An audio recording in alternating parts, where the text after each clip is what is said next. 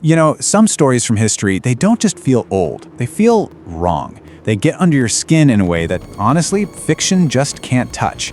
So that's what we're going to do. We're going to dive into some of history's most unsettling stories, not just for the spooks, but to really try and understand the different shapes that horror can take. I mean, why do we do this to ourselves, right? Why are we so drawn to the macabre, the cursed, the truly evil stuff? It's a huge question, really, about human nature. And to even begin to explore it, we're going to look at 3 very different kinds of historical horror, starting with the supernatural and ending somewhere, well, a lot more real. Okay, so first up, we're starting with a classic flavor of fear: cursed objects. You know the type. This is horror that's all about belief, about superstition, where a totally normal-looking object can somehow take on a terrifying life of its own. And trust me, there is no better or creepier example than a doll named Robert. So picture this. It's the early 1900s, and we've got a little 4-year-old boy named Eugene Otto. He gets this doll, and it's not some tiny thing. It's almost the size of a small kid. Now, the legend goes that it was handmade by a servant who, let's just say, was not happy with the family. And she supposedly put a curse on it before giving it to Eugene. He names the doll Robert, and from that moment on, the two were absolutely inseparable. And this is what's so wild about Robert's story. It's not just one incident. It's a legend that builds over an entire lifetime. First, it's just little Eugene waking up to find the doll staring at him from the foot of his bed. Creepy, right? But then, you get screams, overturned furniture. Fast forward decades, Robert's supposed to be locked away in the attic, but guests start hearing giggling. And even after Eugene passes away, a new family moves in, and their daughter swears the doll is terrorizing her. It's a story that just refuses to die. And this right here, this is the phrase that really sealed the deal. Robert did it. Think about it.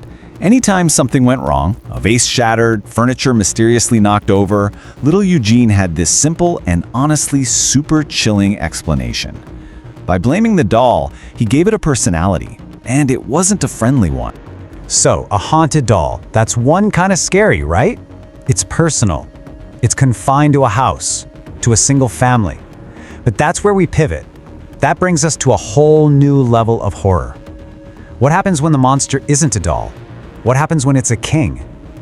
When the evil isn't supernatural, but is 100% human, and it's being wielded by someone with absolute power. And this is the shift, right here. We're moving away from unexplained giggles and things that go bump in the night. The horror is no longer about what we imagine could be lurking in the shadows. Suddenly, it's tangible, it's measurable. And honestly, it's so much more devastating because this isn't about some curse. This is about human choice. So this brings us to our second major category, the tyranny of individuals. The nightmare fuel here isn't a curse. It's the unchecked, absolute will of one man. We're talking about King Leopold II of Belgium and the unbelievable atrocities he committed in Africa. Okay, so back in the late 1800s, Leopold pulls off this incredible PR stunt. He basically convinces the world to give him personal control over this massive chunk of Africa he calls the Congo Free State. And he sells it as this amazing philanthropic mission. He's going to bring aid, he's going to bring free trade, but it was all a lie. The entire state was his personal piggy bank, and his only goal was to bleed it dry for every penny he could get. And his method for doing this was something called the red rubber system. See, with cars being invented, rubber suddenly became like gold. So, Leopold enslaved the Congolese people. He forced them to meet these impossible rubber quotas, and he had his own private army to enforce it.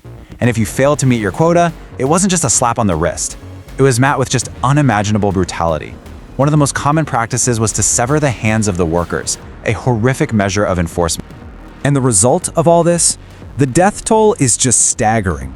Through murder, starvation, disease, all brought on by his reign of terror, it's estimated that as many as 10 million Congolese people died. This wasn't a supernatural curse. This was one man's greed, plain and simple. The evil of one person is a truly terrifying idea. But history shows us that horror can evolve. It can get worse. What happens when the cruelty isn't just about the whims of one tyrant anymore? What happens when it becomes a cold, detached, organized system? And that brings us to our final, and maybe the most chilling, form of horror of all, what I'm calling the architecture of cruelty. This is what happens when human beings stop being treated as people and instead become raw materials. Just resources for scientific research, all carried out by official institutions with real funding and a stamp of approval. I don't think anything captures the mindset of this kind of horror better than this quote. It's from Dr. Albert Kligman, a dermatologist who ran experiments at Holmesburg Prison. He said, "All I saw before me were acres of skin. Acres of skin. Like a farmer looking at a field. He wasn't seeing people. He was seeing a resource to be exploited. And that complete dehumanization, that's the key. That's how this stuff happened."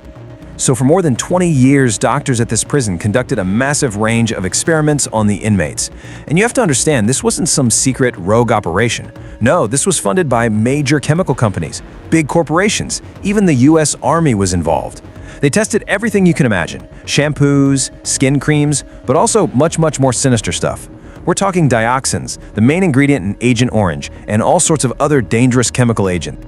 Now, technically, the prisoners were volunteers. They were paid a few bucks to participate, but the human cost was immense. And sure, some of these tests did lead to things we use today, like certain acne treatments, but they also left these men with lifelong physical and psychological scars. It's such a dark chapter, and it forces you to ask a really tough question. What price is too high for progress? So let's just trace that path one more time. We started small, with the intimate horror of superstition, a fear born from what we believe could be true, all wrapped up in a child's doll. Then we scaled up to the horror of tyranny, where the monster is undeniably real. It's one person with the absolute power to inflict unimaginable, calculated suffering on a massive scale. And we ended with the horror of systems. This is where cruelty loses its human face entirely and just becomes a cold, impersonal, bureaucratic machine, all justified in the name of progress. And that brings us right back to where we started, that first question.